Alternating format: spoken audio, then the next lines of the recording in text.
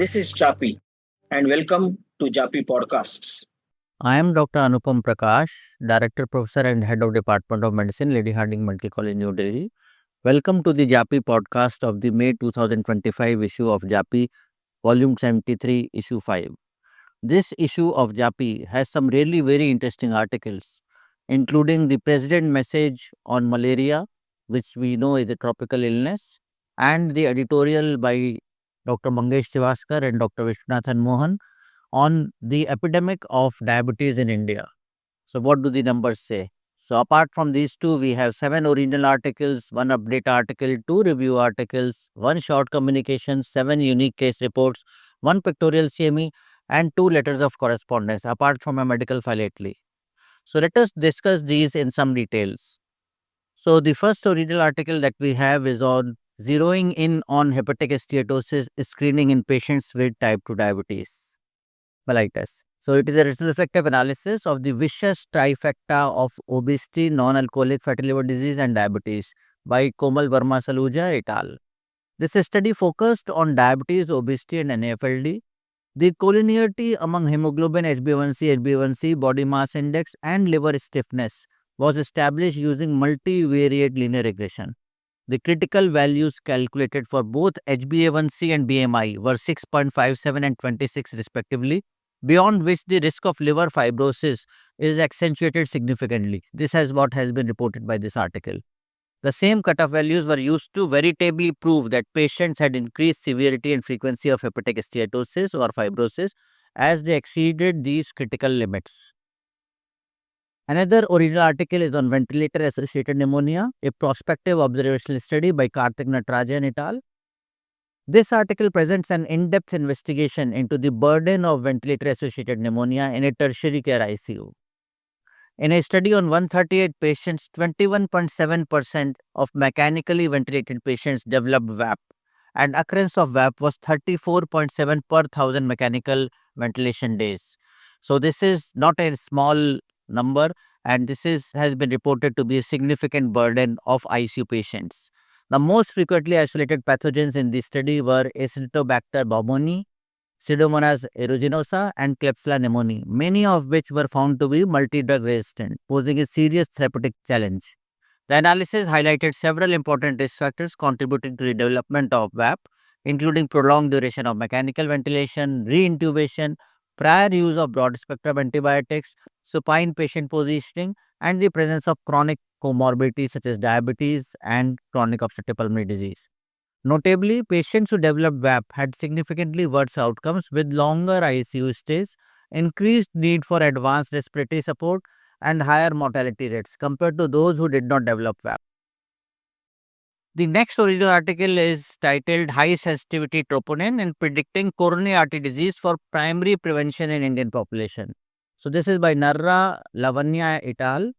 They studied 100 subjects who presented with chest pain to the cardiology outpatient department. A detailed history was obtained and blood investigations, including high sensitive cardiac troponin I, were conducted. The Q-risk 3 score was calculated and CT coronary arteriography was performed for all. HSCTNI, that is high sensitivity cardiac troponin I, more than 6 was considered significant. So, those who had more than 50% diameter stenotic lesion were deemed to have significant CAD.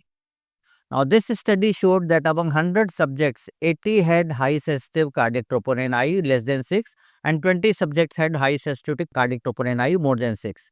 The Q-risk 3 score did not show any statistical correlation with HSCTNI. The HSCTNI levels were compared with CT-CAG results and found that 80% of subjects with elevated HSCTNI had CAD. That is, 80% of subjects who had elevated high sensitive cardiac troponin I had significant CAD. So, they concluded a strong correlation between elevated HSCTNI levels and CAD by CT-CAG was established. The early detection of CAD will prompt early management and delay further progression of the disease. This is what has been postulated, and the main limitation obviously was its a small sample size. The next original article is a comparative study of risk factors across young and old acute ischemic strokes, a hospital-based study in North India. This is by Surinder Sharma et al.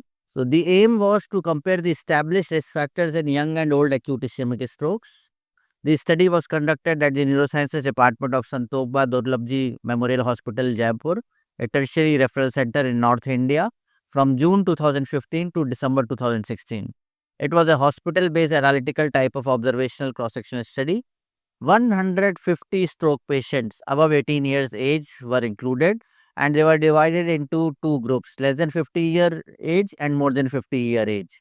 So the risk factors of stroke were defined in terms of hypertension, diabetes, dyslipidemia, ischemic heart disease, valvular heart disease, history of transient ischemic attack or stroke, smoking, oral contraceptive pill, raised serum homocysteine, and low serum vitamin B12 levels. So out of 150 patients, 75 patients were in the young stroke group and 75 patients in the old stroke group. Out of the 150 patients, two-thirds were males and one-third were female patients. The average age in the young patients was 41.64 years, while in the elderly stroke or old stroke patients was 65.8 years. 38% in the young group and 72% in the old group had hypertension. Likewise, diabetes was also more prevalent in the old group, 32% vis-a-vis 16% in the young group. High serum homocysteine levels were comparative, 64% in the young, 73% in the old. Low serum vitamin B12 level was found to be 25% in the young group and 32% in the old group. The VDRL test was reactive in 1.3% in the young group and 4% in old. ANA positivity was witnessed in 6.6% in the young group compared to 2.6% in the old group. From those people who are tested, antiphospholipid antibody testing was positive in 3.64% in the young and 4.16% in the old. The study concluded that cardioembolic stroke was found equally in old as well as in young. The number of patients with rheumatic heart disease showed comparatively higher numbers in the young group, while atrial fibrillation was higher in the old age group, signifying the importance of a detailed cardiac workup and Holter monitoring in the old age group patients wherever indicated. Serum vitamin B12 and homocysteine levels could be a routine evaluation of ischemic stroke, as the results show in this study, irrespective of the age of onset of stroke. Dyslipidemia, traditionally regarded as a risk factor for old, also showed DRAN values in the form of raised serum cholesterol and triglycerides in both the age groups. Hypertension, diabetes, and inadequate physical activity were significant risk factors associated with the old group. The next original article is Empowering Communities, Transforming Education, Evaluating the Students' Perceptions about Family Adoption Program in India, a cross-sectional study, and the author is Rashmi Hulali et al. And family adoption program is now essential part of curriculum as part of the National Medical Council details. Study actually aimed to assess the perceptions and experiences of MBBS students regarding the family adoption program, with a focus on their professional development and challenges encountered during the program. So, a cross-sectional study was conducted using a pre-designed and pre-tested questionnaire. The questionnaire link was distributed via WhatsApp to MBBS students from the 2021, 22, and 23 batches. The data collected included students' prior exposure to rural settings, perceived professional growth, and challenges faced during the program. Descriptive statistics were used to analyze the data.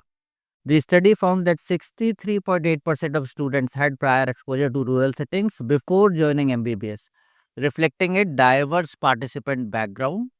A majority, that is 81.4%, believed that FAP enhanced their ability to become empathetic and confident physicians. However, 44.9% of students reported communication barriers. 35.8% faced difficulties in gaining trust and cooperation from family members, highlighting key challenges in the program. So, they concluded the FAP is valued for its role in developing empathy and confidence among medical students, though communication and trust building remain significant challenges. So, addressing these issues could further enhance the program's effectiveness. The next article is Investigating Neurocognitive Function in People Living with Human Immunodeficiency Virus, a cross-sectional study from an Indian tertiary healthcare institution. This is by Ravindran Revan et al. So, despite advances in the treatment, HIV-associated neurocognitive deficits, in short labeled as hand distress, a substantial proportion of people living with HIV. HIV-associated neurocognitive deficits involved a range of cognitive disturbances extending from mild to severe with varying deficit patterns in attention, memory, execution function, and motor skills.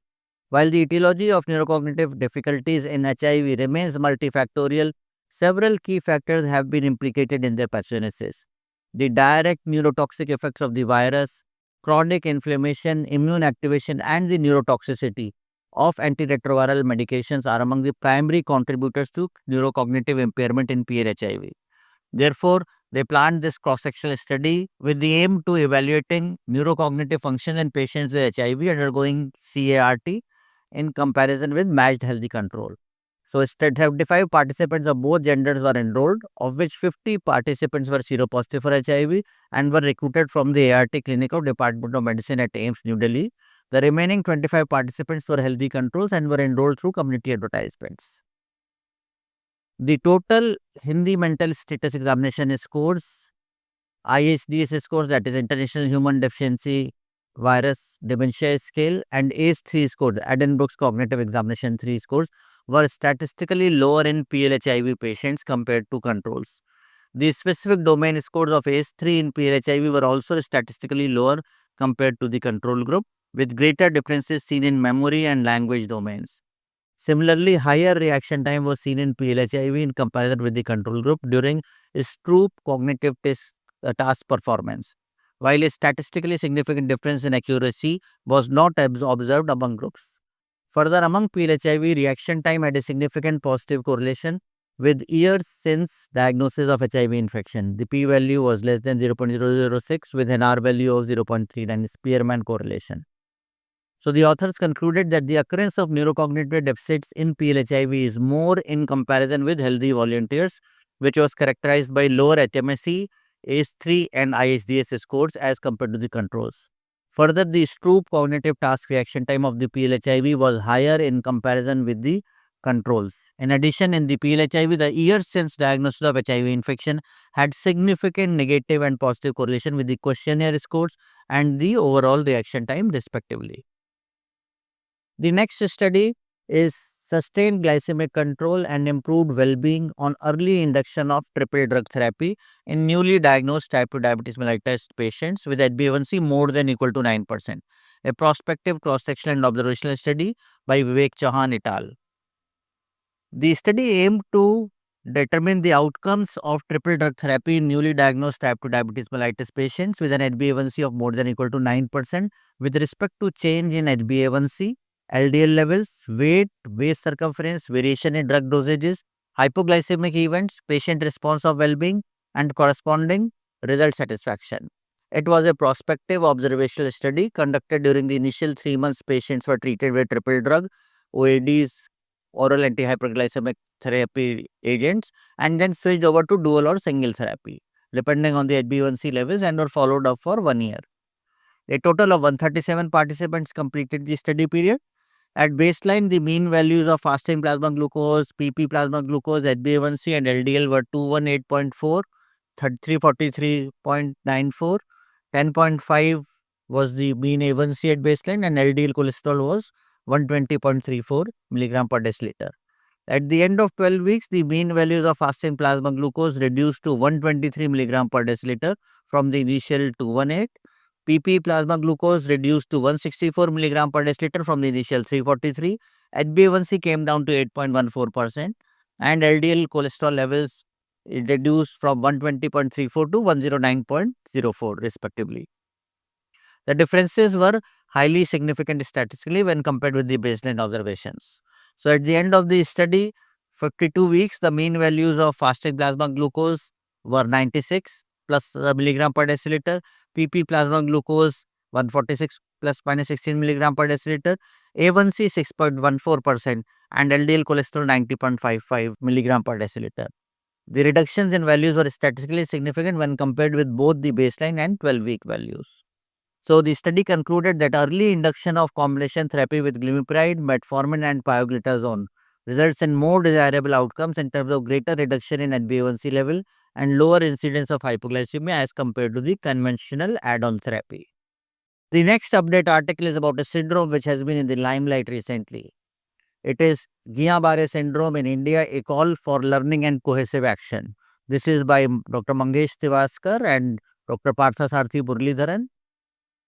In Pune in January 2025, there was an outbreak of GB syndrome, Guillain-Barré syndrome, which rapidly spread to other states. So, GBS is a rare but serious neurological condition leading to acute flash-sight paralysis. Its timely recognition and treatment are essential to reduce complications. The understanding of GBS, including its pathophysiology and clinical management, has progressed over the years. Typically, post-infectious nature, early diagnosis and intervention are critical. GBS usually progresses through three stages: a progressive phase lasting under 4 weeks, a plateau phase, and a recovery phase that can last weeks to years. Subtypes include AIDP, Aman variant, AMSAN variant, and MFS, each with unique presentations.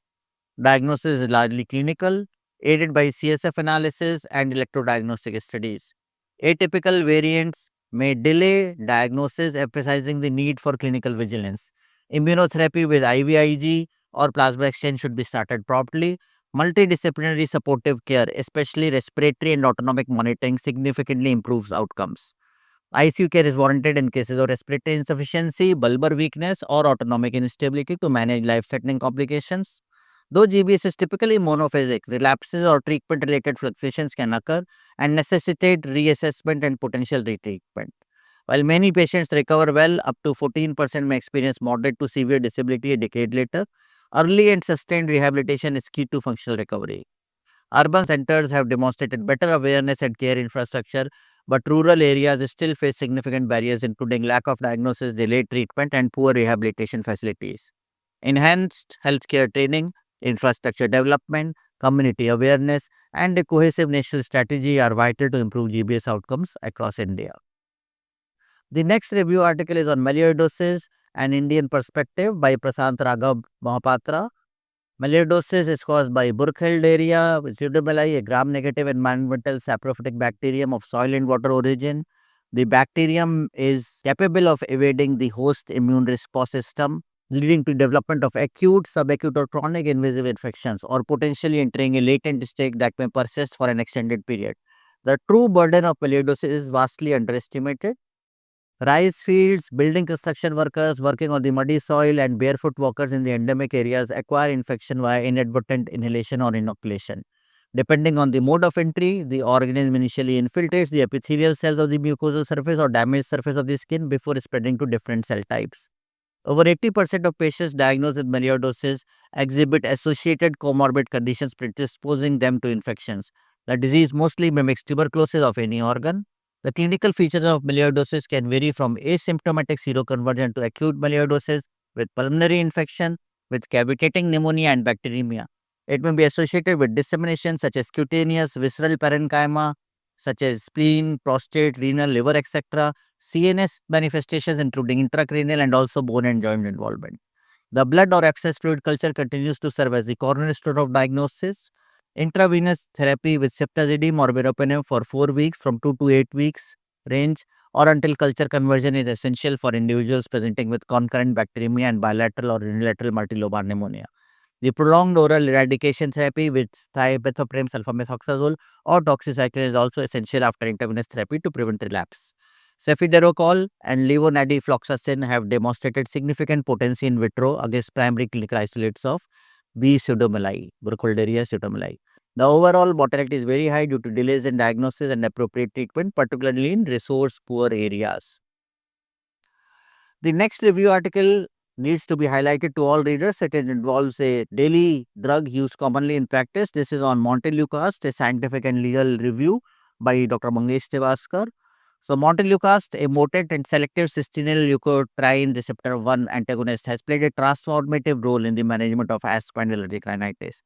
By attenuating leukotriene-driven inflammation, bronchoconstriction, and airway hyperresponsiveness, it has offered clinicians a reliable once-daily oral therapy that enhances patient adherence and symptom control.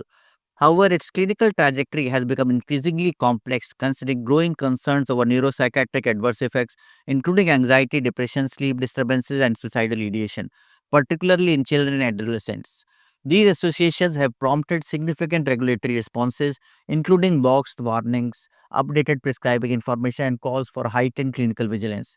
As a result, there is a renewed emphasis on thorough patient counseling, informed consent, and close monitoring of mental health symptoms during treatment. The key legal issues are the neuropsychiatric side effects, which involves around the alleged neuropsychiatric side effects associated with Montelukast, including depression, suicidal ideation, and aggressive behavior. To conclude, it is imperative that both healthcare providers and patients navigate Montelukast therapy with heightened awareness and caution. Balancing the drug's undeniable therapeutic benefits with the emerging risks is the key to ensuring patient safety. The recommendation is empower patients through education, vigilant monitoring, informed consent as a cornerstone, restrict over the counter availability, consideration of alternatives, encourage reporting of adverse effects, and further research over the years will shed more light. So, that will be critical. Well, thank you everybody for listening to JAPI podcasts.